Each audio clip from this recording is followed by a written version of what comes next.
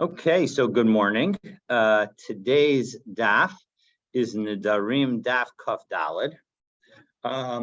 Yesterday, we learned a Mishnah, which, as we explained in the through the Gemara, we'll be at the bottom of daf Kaf Gimel on a bet. As we explained through the Gemara, that Rabbi Eliezer ben Yaakov in our Mishnah was really teaching two laws.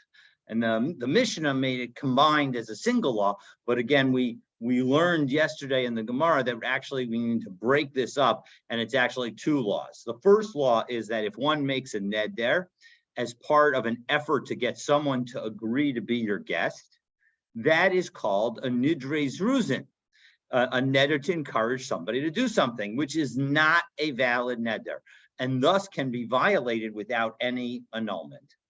The second law that we learned, and this is the one that we talked about primarily yesterday, if one wants to annul all their vows ahead of time, they could make a stipulation on Rosh Hashanah, and as long as they don't intend to undo that stipulation, their vows will not be valid, meaning they can be violated without any annulment. Okay, so those were the two laws that we had yesterday. Yesterday, again, we ended the Gemara by discussing about number 2. Today, we begin with the Gemara wondering whether the rabbis agree with rule number 1, and if they do so, what's the halacha, right? Meaning, if they disagree, what would be the halacha? Okay, and as was highlighted by Charlie yesterday, there's a Gemara in where's the Gemara? In Eruvin that says that actually it's also in mentioned in Yevamot that all of the teachings of Rabbi Eliezer ben Yaakov were kavanaki. They were very, very, it was like hollowed out and clean, meaning it was like a nicely made vessel. And so as a result, we generally hold like him. So we'll begin. One of the things that we'll cover this morning is that exact question. So let's take a look. We'll start with the Gemara, and when we get to the question about the halacha, so then we'll take a look at the question that Charlie raised yesterday. So okay, so the Gemara begins, and we are the fourth word on the second to last line. It's the first of the only two wide lines on Kaf Gimel on the bet, and we say Ibailahu. So they asked the question. So Pligi Rabbanan Alei de Rabbi Eliezer ben Yaakov Olo. Do the rabbis argue with Rabbi Eliezer ben Yaakov or no? And if you say that they do argue, well then Hilchasa Kavase Olo. Do we say that the halacha is like him or not? Because if everybody agrees with Rabbi Eliezer ben Yaakov, then it's clear. Then Rabbi Eliezer ben Yaakov has the majority, and there's a has a majority, and and it's like Rabbi Eliezer ben Yaakov, who, as we noted, is always a kavanaki. His statements are kavanaki. So are again very clear and precise, and as a result, the halacha is going to be like it. So now, the Ran explains with respect to the first question. So Ibailahu, let's take a look at the last Ran on Kaf Gimel on the bet. Ibailu, they asked, Pligi Rabbanan Alei de Rabbi Eliezer ben Yaakov, oh lo Pligi. Do they argue or not? Right? Because they're now what's the uncertainty about this? Meaning, what the Ran is going to do is, because before we had Rabbi Eliezer ben Yaakov, right, we had a statement about encouraging oaths in our last Mishnah. And remember that the statement about encouraging oaths in our last Mishnah was, again, Stan, if you were to say, I'm not going to buy this pen for you for anything more than 50 cents, and I say, I'm not going to sell this pen to you for anything less than $1. Both of us are trying to encourage the other one to come up in price. And so as a result, neither of our oaths mean anything. Okay, so the oaths that we take, again, the Nedarim that we take, don't actually matter. So hello, welcome. So again, we're talking about oaths to encourage. And the point is that if we debate and I say to to Stan, I'm not going to sell this pen for anything less than $1, and Stan says, I'm not going to buy this pen for anything more than 50 cents. So that was the original case. And then Rabbi Eliezer ben Yaakov added the case where I'm trying to get Stan to come to me to eat over at my house. And Stan says, no, he doesn't want to. And I say, if you don't come to eat at my house, so then I'm not going to benefit from anything of yours, or something along those lines. So what's the difference? Why would the rabbis not hold that only the first case is a neder of encouragement and the second one is not? The equal is because there's a suffix, there's an uncertainty. Bahachi, in this case, in the case of the Rabbi Eliezer ben Yaakov, Bishum de Dilma ad kan lo kamri rabban. Maybe the rabbis won't go that far and call this an encouraging oath. The nidre zruzin havu ella that ad kan lo kamri rabban and the nidre zruzin havu ella b'mocher v'lokeach. It's only in this case of a seller and a buyer. Ve'ein pihem v'libim shavim, because what they're saying doesn't actually match what they're thinking. Meaning, what are they saying? You say you won't pay more than 50 cents. I say I won't sell it for less than $1, but we don't really mean that. What we really mean is I'm not going to sell it to you for 50 cents and you're not going to buy it from me for $1. That's what you mean. So the point is what you say doesn't match what you think. Exactly. So as a result, that's why in the first case, your statement is not going to be considered a neder. Meaning both of us want to sell, we want the transaction to be 75 cents. That's what we both have intent. However, when it comes to my saying, I'm not going to let you benefit from anything of mine if you don't come over and eat with me,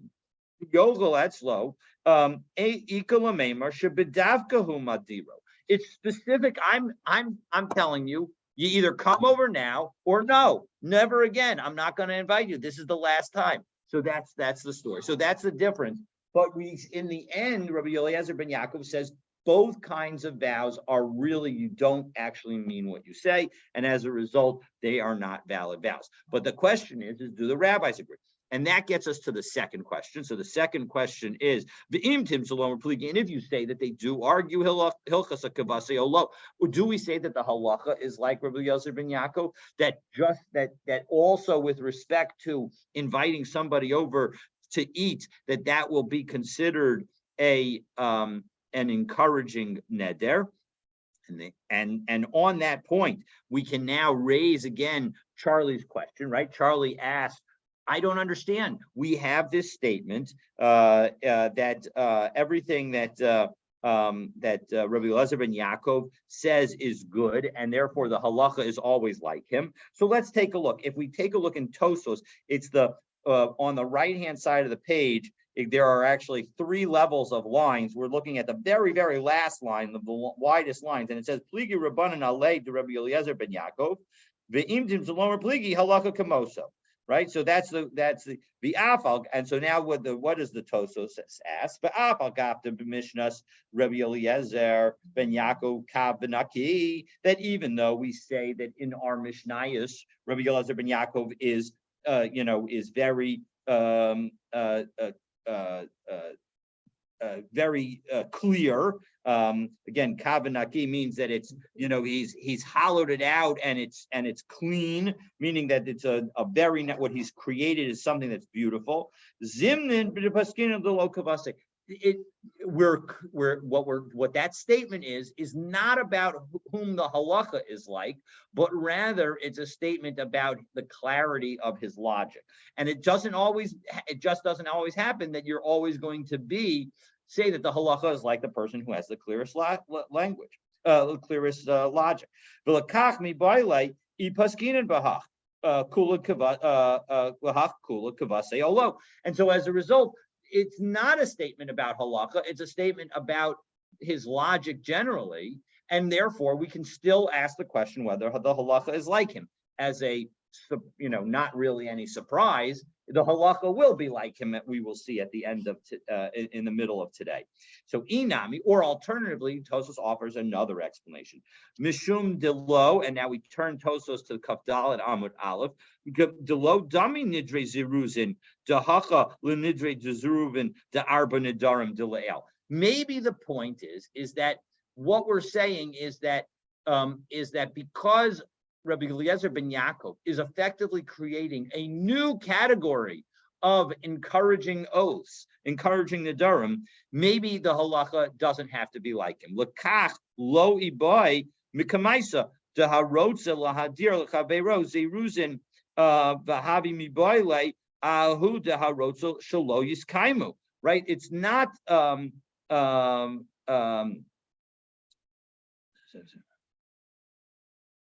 pshitale the afilu pligi rabbanan ale mikoma kom halacha kamoso, that when it comes to the first kind of oath with respect to the sale of the pen, if I say no less than $1 and you say stand no more than 50 cents, so there, even if the rabbis were to argue, it would be clear that the halacha would be like him. The Rav Huna savar le'el l'midrashay b'pirka ba'af l'rava lo ikbid ela de lo l'midrashay b'pirka. So the bottom line is that when it comes to the, I think I'm understanding this Tosfos correctly, that when it comes to the sale of the pen, it's clear that it's going to be like him. But given the difference that in part that I think the Ron notes, that between this case and the earlier case, maybe the halacha might be differently. So that's what the Tosfos answer. And if we take a look at the rush at the bottom of Kaf Gimel Amud, again, the last rush, the last of the widest lines, he says, Rabbi Eliezer ben Yaakov Kabanaki, Dilma Hachi Mistaver Taimaihu Derabanan. Maybe the logic of the rabbis makes more sense. So the bottom line is that it doesn't necessarily. We see that there are answers to the question that Charlie asked yesterday. I certainly am in no position to argue with Tosafot, but I find it difficult given the context of the rest of the discussion in that Gemara and Eruvin, where they are clearly defining rules for whom to follow. Like Rabbi Meir always loses. Right. And I'm not aware of a situation where that is not the case. Where Rabbi Meir that's not quite true, because we say Stam Mishnah Rabbi Meir. And right. So, as I said, when Rabbi Meir is named. Oh, okay, fine. Yeah. Okay. That may be the case. But nonetheless, the fact that I guess that the fact that they say kavanaki and not the halacha kamoso, it's not as a definitive statement. That's the way I understand what Tosfos is saying. But you're absolutely right that the context in that Gemara over there in Eruvin is definitely a context of these are the halachic principle rules, and indeed it's one of the most important Gemaras on that particular point in. So this is why we have to learn Daf Yomi to learn all of the Gemaras everywhere. That's exactly right. The beauty of Gemara, of Talmud generally, is the fact that really, until you've gone through it once, you haven't gone through it at all, because everything is so interconnected. But all right, so now we've asked these two questions. So now we're going to spend most of today with 4 different efforts to answer this question. The 4 efforts are going to be efforts to show that the rabbis do disagree with Rabbi Eliezer ben Yaakov. The 3 first efforts are going to fail. The 4th effort will be successful.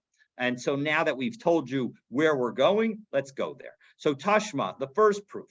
D'Tanan, we learned in a Mishnah, this is a Mishnah on Daf Samach Gimel Amabet, Ha'omer lechaveiro, if one person says to his friend, and what I've done here is I've on the notes on the screen, I've added names because I found that made things a lot easier. And so the two participants are going to be Yehuda and Yosef. Yehuda is wanting Yosef to come to his house or to do something, and we'll see what happens. So if Yehuda makes a neder, konam she'eni nehene lecha, I'm not going to benefit from you. Im I atan notel levincha kor shel chitim ushtei chaviyos shel yayin. If you don't give my son a core of wheat and 2 casks of wine. So again, I'm not going to benefit from you if you don't, if you don't accept for your son. So I want to give, Yosef's son is Ephraim, not surprisingly. And so Yehuda says, I want you to accept on behalf of your son Ephraim the gift from me of Yehuda of wheat and wine. And okay, so if now it turns out that Yosef refuses the gift and says, no, I'm not going to take it. There's a way that we can annul this vow without having to go to a chacham to annul it. So it is a valid vow, but here's the way to do it. Because Yosef can say to Yehuda, why did you say everything? You said all this because you wanted to honor me. Well, I'm going to tell you, Zehu Kvodi. It is as if I accepted your present. I want you to know that I am so honored by your gift. But what will honor me the most is you allowing me to refuse this gift. Okay, so and the Ran explains Zehu Kvodi. Look, that third line in the Ran on the left-hand side of the page on Kaf Dalet Amud Aleph. It kabed yoter.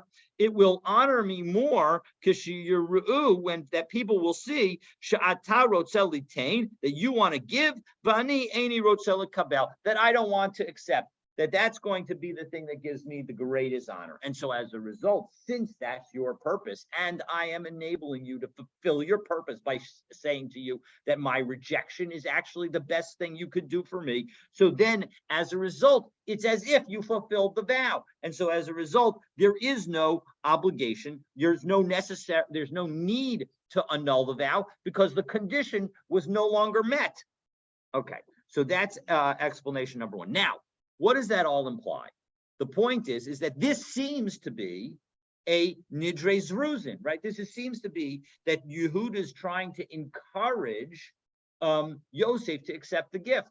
Well, I thought that Rabbi Eliezer ben Yaakov says that such an oath never has any effect.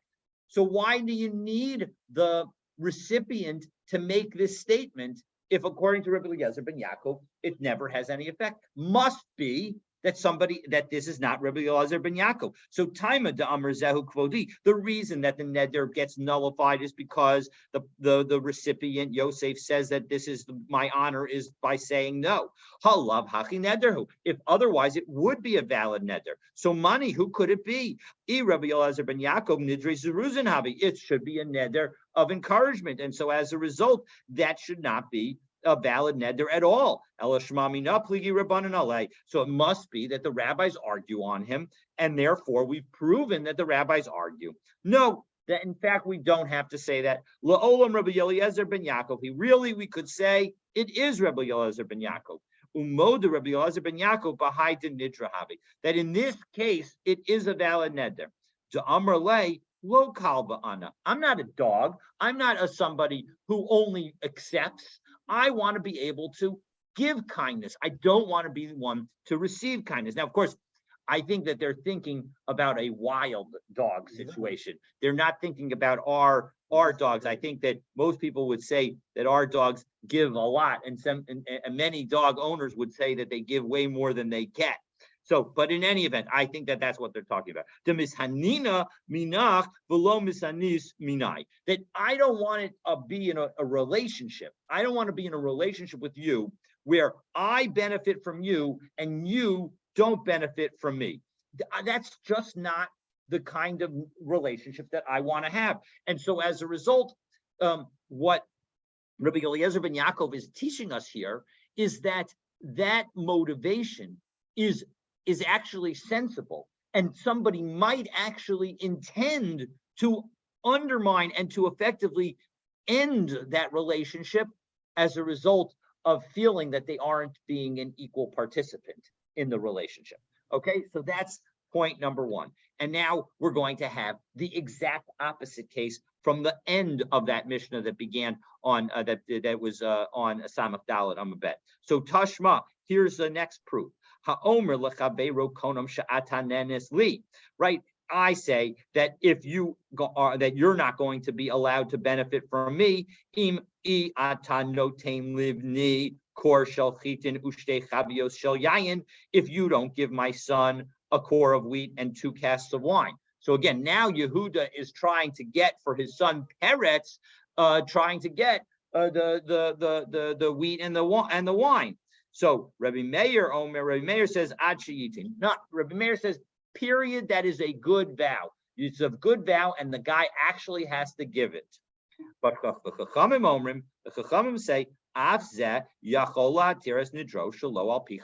here as well, there's no need for a Chacham, because because what can Yehuda say? Yehuda could say the following: Hareini ki'ilu hiskabalti. You didn't give actually my son the wheat and the wine, but you know what? I'm going to give you credit for giving him the wheat and the wine. You know why? Because you did whatever the story is. I'm going to treat it as if. And the point is that he can be mochel effectively on the thing that he wanted to be given. Now, the issue is that the reason, and so people, the commentaries wonder, why is this different from the case of inviting the person over? Well, there's a very big difference, because when you come over, you either came over or you didn't come over. But if I asked you to give me something, I can give it right back to you. I have the right to just give it right back to you. And so as a result, in that situation, maybe that's a part of the difference. And so, but the bottom line is now we have 2 situations. One where I want to make sure that I get from you, and which is the second one, and one is that I want to make sure that I give to you. So again, the same reasoning is going to appear. So again, how do we know that this is what's our thinking? Our thinking is that this must not be Rabbi Eliezer ben Yaakov, because again, this looks to be like a nidre zeruzin. So Taima de Amar Hareini Ki'ilu Hiskabalti. The reason that it's not a good vow is because the person who made the neder said that it's as if I got the gift from you. Halav hachi nederhu. If he didn't say it, it would be a valid neder. So Mani, who is this? Rabbi Eliezer ben Yaakov. If you say that it's Rabbi Eliezer ben Yaakov, nidre zeruzin havi. It should be a neder of encouragement, and as a result, there should be no neder at all. So it must be the rabbis, and they argue. So again, we're now going to reject that, and we're going to say, whoa, la'olam Rabbi Eliezer ben Yaakov. No, really, it could be Rabbi Eliezer ben Yaakov. And umoda Rabbi Eliezer Yaakov b'hayden nidrahu havi. That in this case, it is a valid neder. Why? Mishum de Amar le lav malka ana. I'm not a king. A king always gives, and of course, the most clear king of all that is always giving is a Kadosh Baruch Hu. And so a king never needs to take. A king can always give. A king should always have that attitude. That's the proper attitude of any leader. And so demahanina lach va'at lo anam because okay, sorry, demahanina lach va'at lo mahanisli. I don't want it to be in a relationship where I benefit you and you don't give any benefit to me. So again, the point is nobody wants to be on a one-way street with respect to a relationship. And so as a result, we have disproven our second effort, and now we go to the third effort. I was just thinking about the comparison in our Rosh Hashanah prayers between the heavenly king and the earthly king, and that they're not the same at all. Yes, absolutely, 100%. Well, I think, to me, this is, when we say Avinu Malkeinu, right?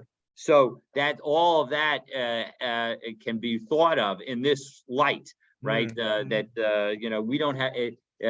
I once heard a nice Dvar Torah that Avinu Malkeinu is like you go shopping and you just put everything in the basket, and then you get to the very end and we say we can't pay for it. Ein banu ma'asim. So just do a same manut tzedakah v'chesed. So as a result, that really highlights that it's Avinu Malkeinu, right? It's our father or the king who can give without needing to receive.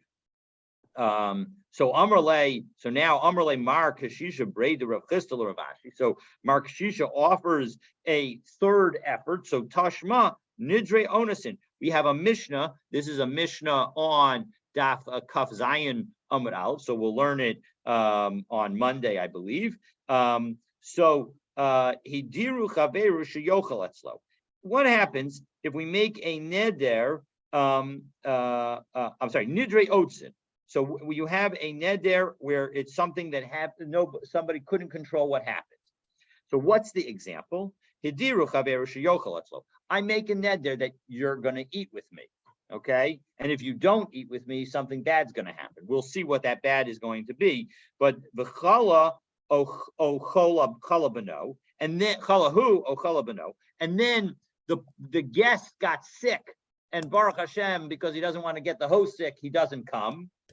O sheikvo nahar, or the river prevented him from coming because the river overflowed its banks, and now the bridge is out. So halav hachi nederhu. So as a result, it's not going to be a neder. So now money. Who is this? Rabbi Eliezer ben Yaakov Zeruzin Havi. Again, if the whole purpose is for me to get Stan to come to visit me, then that's a neder zruzin. And why should it be a valid neder? Even if the rain didn't wash out the bridge, it should be and have the river overflow its banks. It should be a non-valid neder. But so elalav rabbanim upligi. It must be the rabbis, and they argue. So la'olam Rabbi Eliezer ben Yaakov. So again, no, we can say that in fact this is also Rabbi Eliezer ben Yaakov, because look at the following. Because we could rearrange. What did we think? We thought that the case was I was encouraging you to come to my house, but we can rearrange, and because the language, right? The language only says hidiru chaveru sheyochel etzlo. A person made a neder that the other person's going to eat with him, but we don't know what kind of neder, and we don't know who initiated. And now we thought that it was initiated by me, and I was encouraging you. But now we're going to change the facts. That when we say that it's really Rabbi Eliezer ben Yaakov, meaning you thought that it was the person who is doing the inviting, encouraging the invitee. No, lo dizmina adre umasmana. You, the Stan, asked me whether I would, or Yosef in this in the case on my screen. Yosef asked, asked Yehuda to invite him over, and Yehuda, being a good brother, he said, "Yes, I'll invite you over." And Yosef said to him, "Listen, I need, I know you intend to invite me over, but make a neder that you're going to invite me over." And he says, "I'm making a neder that if you don't come to my house and eat by me, I'm not going to benefit from you," or something along those lines. So who encouraged the neder? It was the invitee. It was Yosef. And so as a result, the Amrle Mizmatli L'Sudetech, right? He says, Yosef says, invite me to your party. Amrle in, okay, I'm going to invite you. Neder ze alecha, make a neder on it. And so he says, v'neder. And so he made a neder. How many people show up for this party? It's just a 2-person party. It's just Yosef and Yehuda. Okay. Not a big party. No. It's a small party. Maybe it was a birthday party. Okay, and now unfortunately Yosef got sick. Oh, shechala beno, or Yosef's son Ephraim got sick. Oh, sheikvo nahar, or the river overflowed its banks, and so as a result, Yosef wasn't able to get across the river. Hare elu nidre onasin. So as a result, these are now truly situations, circumstances beyond Yosef's control, and as a result, even though it was actually a valid neder, we're going to exempt Yehuda from having to fulfill the neder. Exactly, it makes total sense. Okay, so now we're ready for the fourth and final case of our effort to try and see whether the rabbis disagree with Rabbi Eliezer ben Yaakov. So Tashma, let's take a look. So Yasser al Kain. So we are in the second to last of the narrow lines on Kafdal and Amud Aleph. Yasser al Kain, Amar Rabbi Eliezer ben Yaakov. So now, moreover, more than this, so now we're citing this brisa.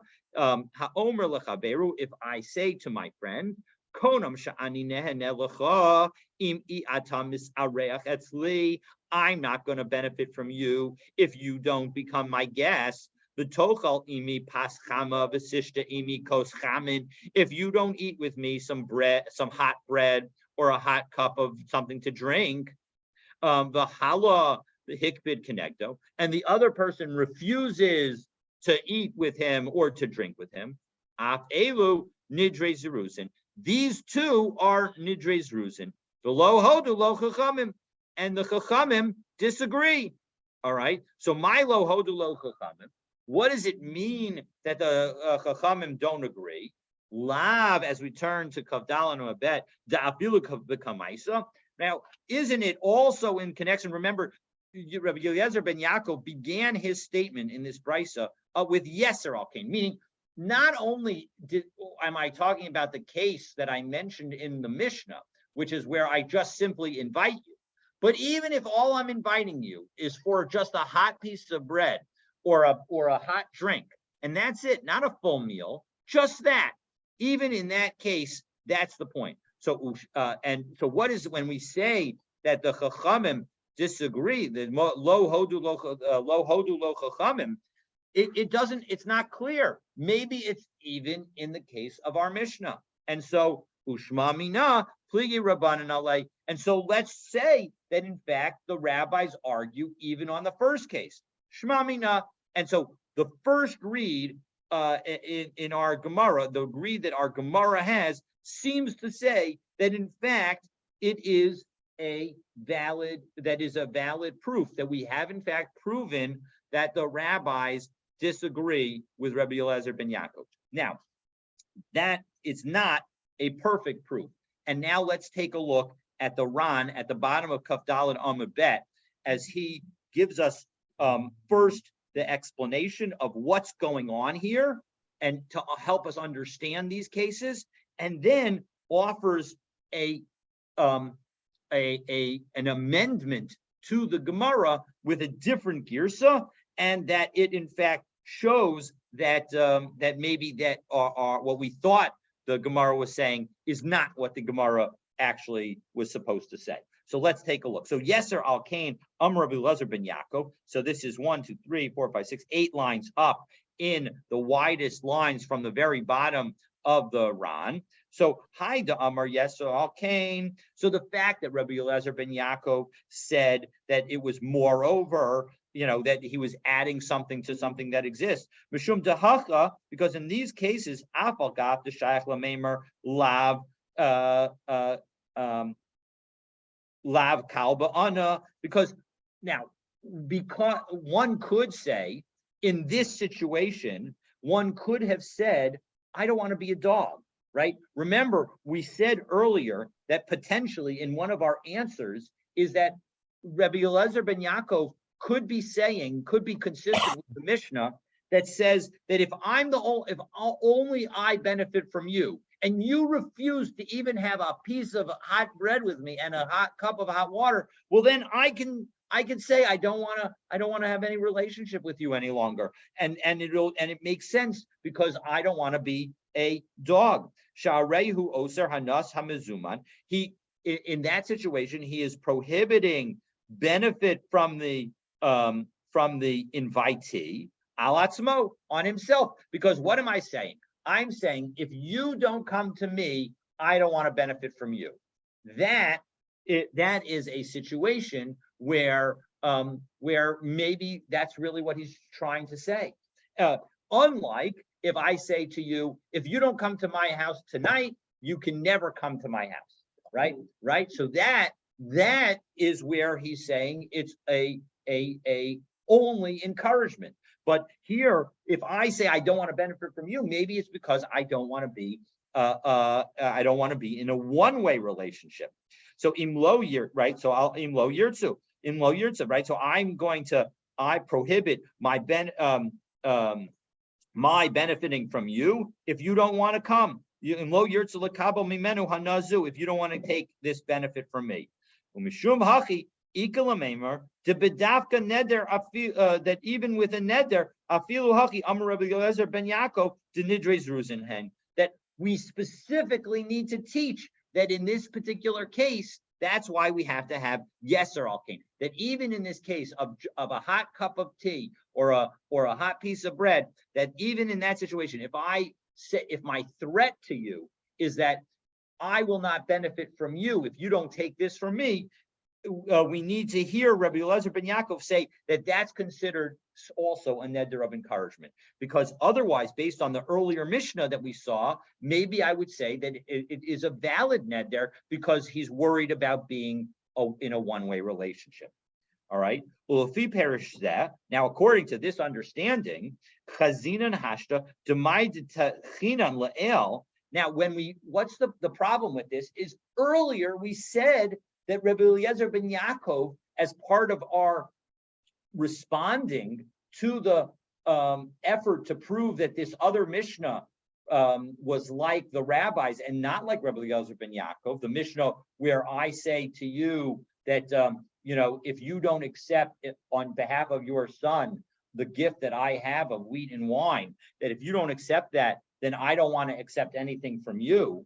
We said that Rabbi Eliezer ben Yaakov would agree that that would be a valid oath, so that we don't have to say that it's a machlokas. Anytime that Rabbi Eliezer ben Yaakov would be in a situation where the person would say, I don't want to be a dog, I don't want to be in a one-way relationship, really, that was just a theoretical effort to respond to the question. But in the end, it's not the bottom line. Meaning, in the end, now that we have this understanding and we've looked at this brisa, and we say that Rabbi Eliezer ben Yaakov is actually saying that he doesn't hold of the concept of worrying about being in a one-way relationship, that even in a one-way relationship, the vow can be viewed as a vow of encouragement and not as a full vow. So as a result, our earlier understanding doesn't have to be right. But now the Ran notes, but we could say otherwise. But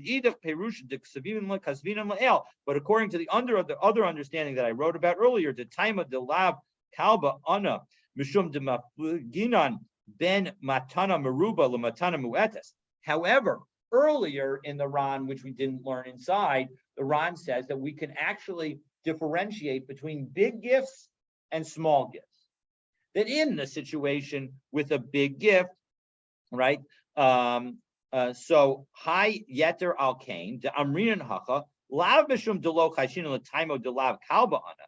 So really, maybe Rebbe Eliezer ben Yaakov does agree with the idea that I don't want to be a dog, but that's where I'm trying to give you something big. If you do a lot for me, and I try to go and do you something big for you, and you say no, well then maybe that's a valid vow where I'm trying to say to you, look, I don't want to be in a one-way relationship. But if all I'm trying to give you is a hot cup of tea or a piece of bread, then it's ridiculous. It's not even conceivable under this understanding that that's what Rabbi Eliezer ben Yaakov is saying, that I don't want to be a dog. In that situation, it's clearly intended. It's so far out of the bounds, the amount of effort that I'm trying to use to get Stan to eat this hot cup of tea or have this hot piece of bread, that clearly I don't intend it. It's clearly intended to be just encouragement on the hog kavan to matanamu etati. But in this case, because it's a small gift, lo shayach lameimar hachi, we wouldn't say that my effort is trying to end the relationship because of the one-way street. Elahai yeser al kain de ka'amar mashum de salchatay techamina kavan de miyached v'amar pas chama v'kos shel chamin. Because I specifically said a piece of hot bread or a cup of hot tea, dafka neder below zruzei. So I might have thought that only in the case where I with when I specify, if I specify that kind of detail, maybe that would be a good neder.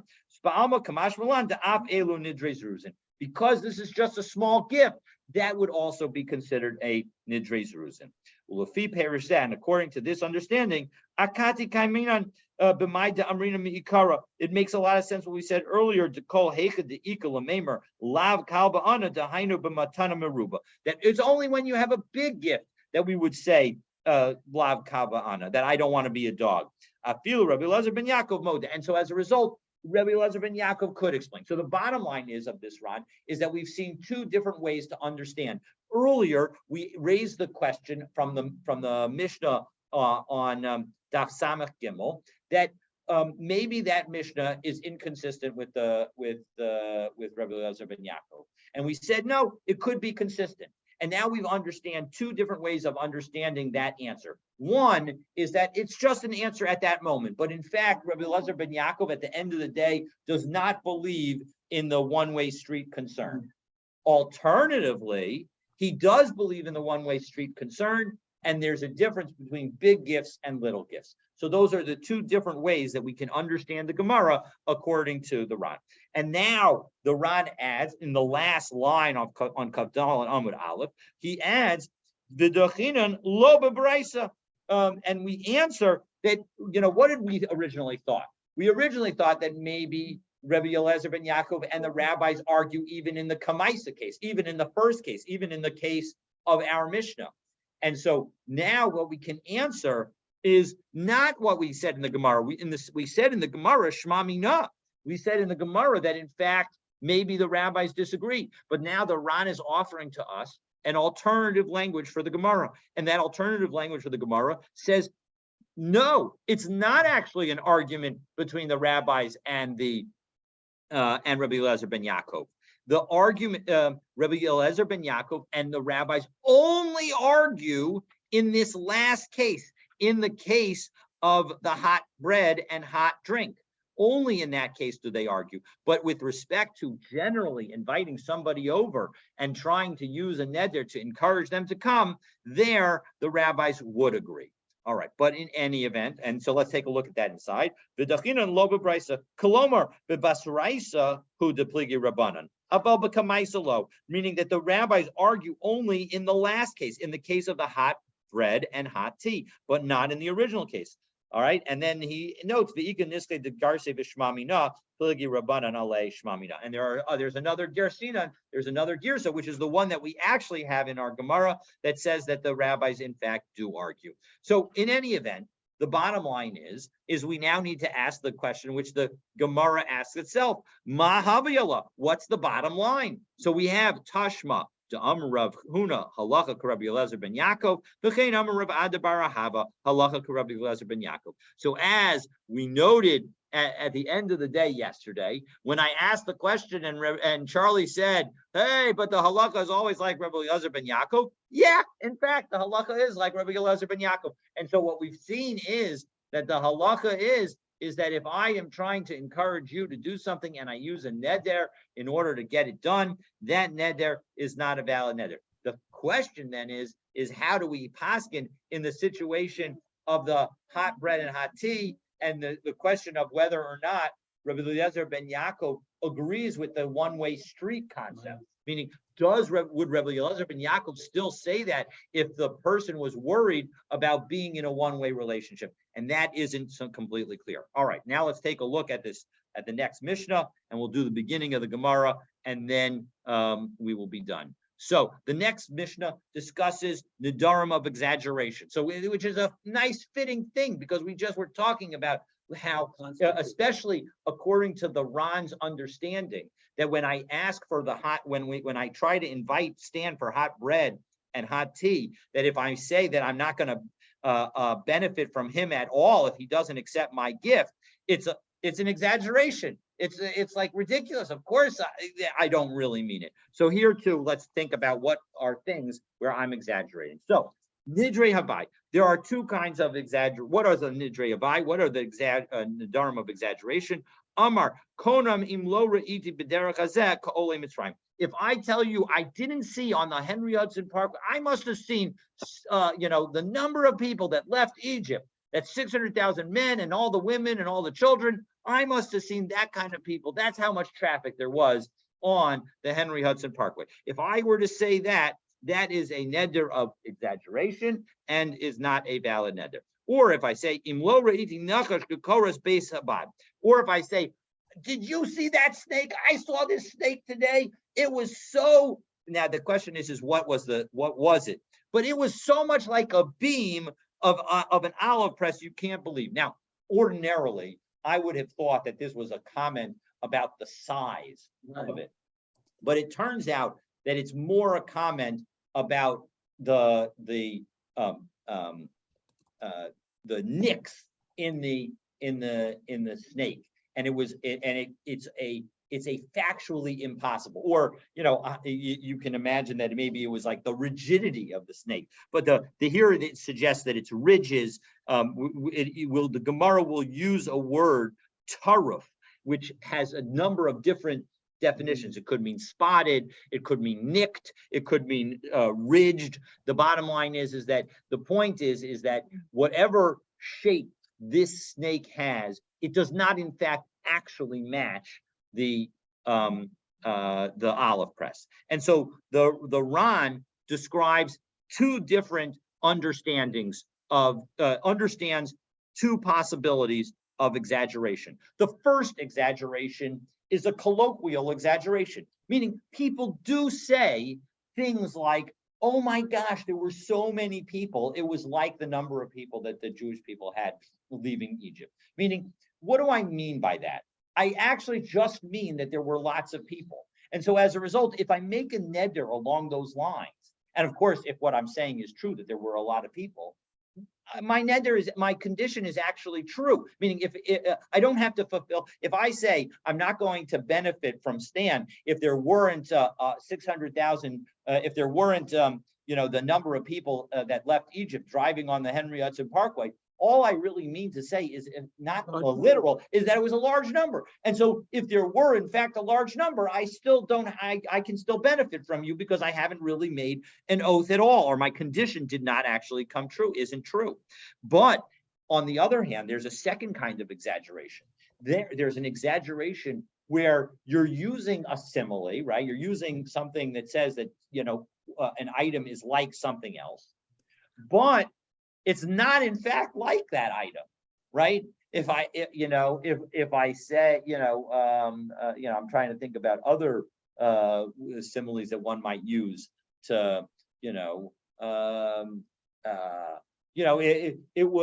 was so cold, it was like icicles were coming out, dripping down my nose, right? So there weren't actually icicles dripping down my nose. So it's not a factually true statement. It is only intended as an exaggeration. So those are the two categories that the Ran creates. So now that we have those two categories, so Tana Nidre Havai Mutarin, Shvuas Havai Asurin, that when it comes to a Nedarim of exaggeration, they are permitted, but when it comes to oaths of exaggeration, they're forbidden. Now the Ran here has a different girsa. He says that it's supposed to be just like Nedarim of exaggeration are forbidden, are permitted, so too are oaths of exaggeration permitted. Okay, but we can go through it, and the Rush though it gives the explanation as is. So on my screen I have it. We'll first going according to the Ran. So let's go through it. So now again we say that really according to the Ran it says Tana Nidre Havai Mutarin v'chein Shvuas Havai Mutarin. Similarly, Shvuas Havai are mutar. So let's say, Hechidam Shvuas Havai. What is a Shvua Havai? So if we're going to give three different possibilities. Possibility number one, Ilema de Amar Shvua Im Lo Ra'iti B'derech Hazeh. If you say an oath that if I did not see in this road the number of people who left Egypt. So midam kam Amar, is he actually saying anything? There's no content to the Shvua that is conditioned on my having not told you the truth. So as a result, there is nothing to be said in this regard. So Amar Abaye, so as a result, Abaye says, the Amar Shvua Shiraiti. No, I'm saying that it's an oath that I saw. And so as a result, that's going to be the oath. And the Ran says the point is that if I say an oath that I saw 600,000 people. So that would be a valid oath and would be worth. But the problem is, if I say an oath that I saw a snake that was like a beam, that's not true. And so that would be an invalid oath. So Amar le Rava im kain lama li lamemar. Why did I need this price at all? Meaning the point is why did I need to tell us that shvuas havai are mutter just like nidre havai? If that's an obvious, it's an obvious statement. When you say that you saw the number of people that left Egypt, all you're saying is that you saw a large number, and that is accurate. So that's not anything big chiddush. The chiddush is that if I were to make a neder, so what's the chiddush? So, oh, dumya de neder katani, and also we say that it's just like we say that a neder of exaggeration is permitted, we say a shvua of exaggeration is permitted. So as a result, what are we talking about? So we give the third possibility. Ella amarava ba'omer yeyar sru peiros ha'olam alai b'shvua. All the fruit of the world is going to be prohibited to me through an oath, through a shvua. Im lo ra'iti b'derech hazeh kol Mitzrayim. If I didn't see the number of people who left Egypt like that. So what do we have? In the end, what we have is two different categories. We have category number one is an exaggeration. Again, if I make the exaggeration of there were so many people, it was like the number of people who left Egypt. So again, that is considered a true statement. And so as a result, my oath is not a valid oath. But what if I were to say that the world's fruit is, and so as a result, the world's fruit is not going to be forbidden to me.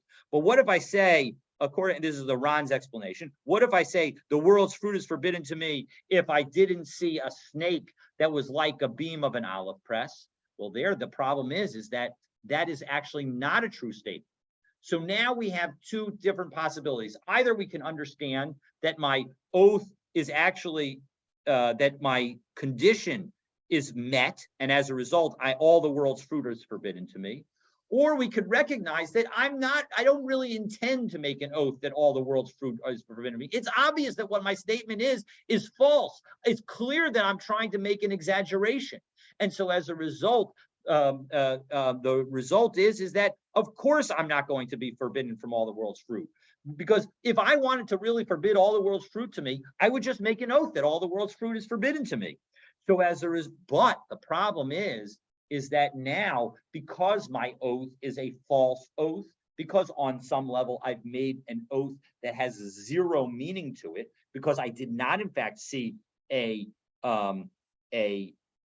snake that is like a beam. So the Ron explains that in fact, if one were to make the oath that all the world's fruit is forbidden to me, if I did not see a snake that was like the beam of an olive press, then what would be the halacha would be that I can eat all the world's fruit, but I'm going to get lashes for making a shvuas shav, for making a false oath.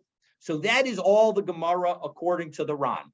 So now quickly, according to the Rush reads it as we had it in the Gemara. The Rush says that nidre havai mutarin, shvuas havai are usher.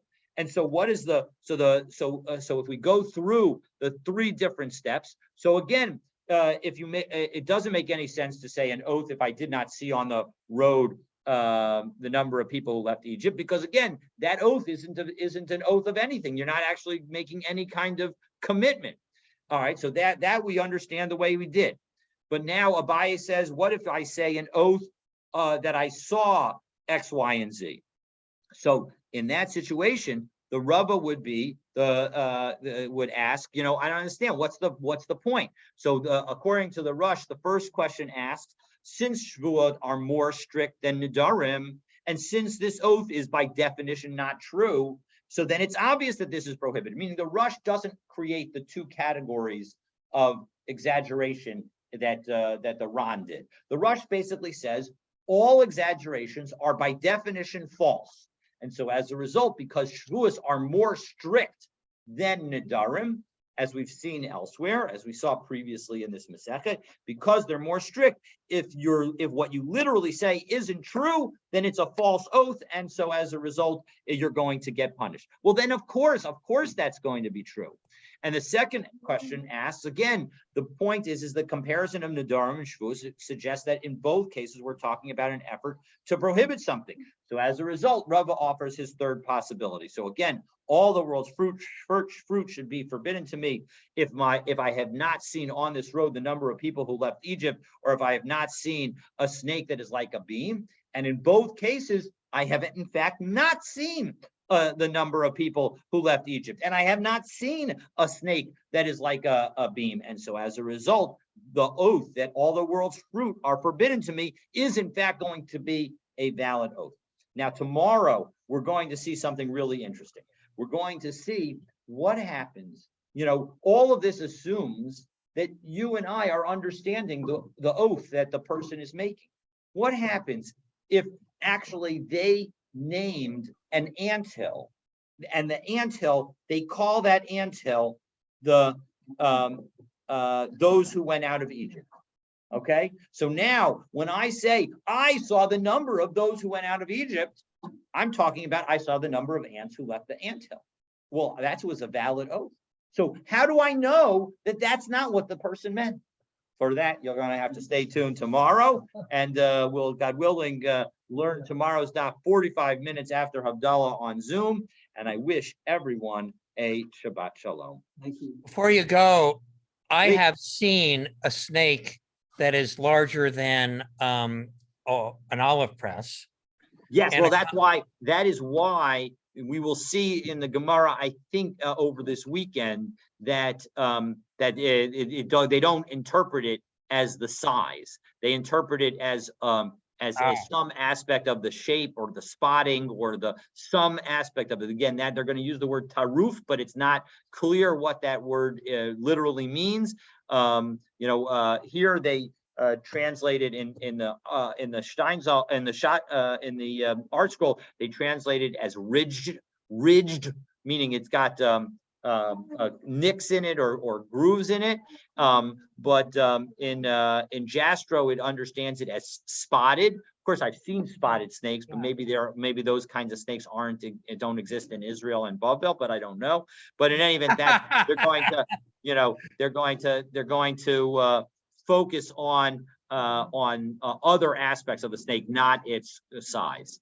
I have to laugh about that because we went to a performance of Mendelssohn's Midsummer Night's Dream yesterday, and "you spotted snakes" is actually one of the lines in one of the numbers there.